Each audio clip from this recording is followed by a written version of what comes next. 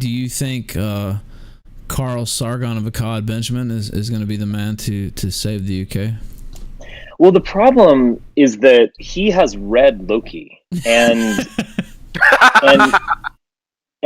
you know, I fear that he is, you know, imbibed this kind of Germanic paganism to such a degree that he's giving neo-Nazism a bad name. He's just simply taking it too far. He doesn't understand the optics question, and he's just, you know, at this point, he's just. Are you sure? Because he has a 20-year plan, I'm told. So, I mean, really, that's interesting. I mean, I think in some ways, MLK was wrong. Well, I mean, look, to his credit, he's, you know, I always like to give credit where credit's due. You know, Sargon has actually said some interesting things. I remember he was defending the "it's okay to be white" meme, and he's, you know, he's not the worst, but in a way, we're just poking fun at him a little bit. Oh yeah, sure, and as you should. But in a way, he's a kind of expression of this too, because, you know, it's like he's a liberalist embracing individualism and making fun of SJWs, and that is it. That is about as far as you can go. And I'll tell you, one of the reasons I poke fun at him is because, you know, we followed each other on Twitter and stuff, and maybe sent a couple tweets back and forth, like maybe just 2 or 3 ever. But we did follow each other. But before the last show, we hadn't really talked, and I just messaged you. I said, hey, you know, you think come on sometime? I said, yeah, why don't I just come on tonight? And you just came on. And then today I said, hey, you know, you mind jumping on for a little while? You know, talking to us about Tommy Robinson and stuff. And you're like, yeah, sure. Yeah, that sounds good. Sargon I've known for years, been on his streams, we've talked plenty of times in private. Now he just doesn't even want to like converse with me at all. Like he can't even return a message, and I really don't understand why, to be honest with you.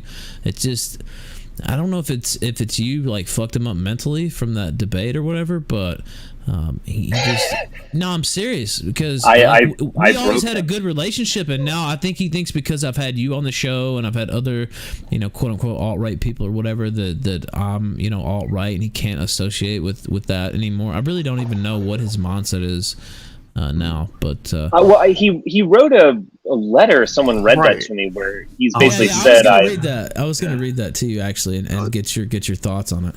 Do you mind if I do that? No. All right.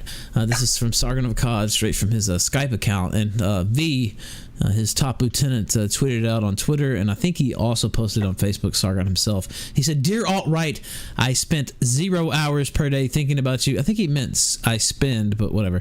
I am not interested in any of your public personalities or anything that you do. You do not factor into any decisions that I make. I have already spent my time investigating and debating major alt-right personalities, and now my investigation has concluded. It's evident that your movement is incapable of achieving its goals and is losing adherents due to the toxic nature of the identity politics that you are advocating. Your resistance to unfamiliar thought puts you in the realm of the religious, with a bizarre veneration of state power that could be remedied by reading authors that you pathologically rebuke despite having no idea of what they say. I think he might be talking about Loki there, but I would say that we should just be friends, but the alt-right has been inexplicably cruel to me, my family, and anyone else who refuses to agree with you, and so I have no interest in dealing with you at all. I suggest you ignore me as I ignore you, and get on with whatever it is that gives meaning to your lives. Good luck with the white race. Have a great day. Now, before I let you respond, I want to point out that we did a show just the other day. He made another video about the alt-right, and he definitely has not given up talking about the alt-right, despite what he said in this letter. And now, what do you think about the letter? Well, I mean, this reminds me of the lady doth protest too much, where, it's like, well, Jenny, I don't even think about you at all since you dumped me. I mean, I have not thought about you one time. I most certainly have not built a vigil for you in my basement, and I have certainly not lit candles in your honor or huddled on my bed at 2 a.m. with my phone looking at photos for our last vacation together. Like, he's just like, he's obsessing. Like, it's not real. Like, I've never spent a moment thinking about you. It's just no one believes that, and then also just this, you haven't read. I mean, it was a kind of like, have you even read Locke? kind of stuff. It's just it's total nonsense. I think we did break him. I mean, I got that chance, and I took it, and I went after him very hard. And I think the way that I broke him, and I'm not really trying to toot my own horn here, but the way that I broke him is that I didn't get into a liberal off with him. So what I've noticed with most debates is that you'll have two people who try to out-liberal one another. Yes. And, so that whole decade of atheism versus theism debates, you would have, Richard Dawkins or Sam Harris or something like that on one side, and then you'd have a fundamentalist or a creationist on the other.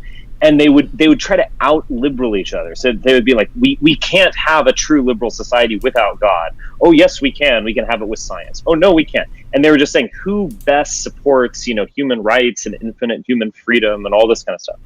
And I just took him off that chessboard and put him on my chessboard, which is that, no, there has never truly been absolute free speech or absolute individual freedom. All politics is identity politics. At some point, it is about us versus them. It's whether you want to consciously play that game or not, or if you want to unilaterally surrender. So I kind of took him out of it, and I don't think anyone ever did that to him before. He's only debated SJWs who don't use reason at all. Like it's just pure emotion and hurt and, all that kind of stuff. And I don't think he's ever encountered actual illiberal thought.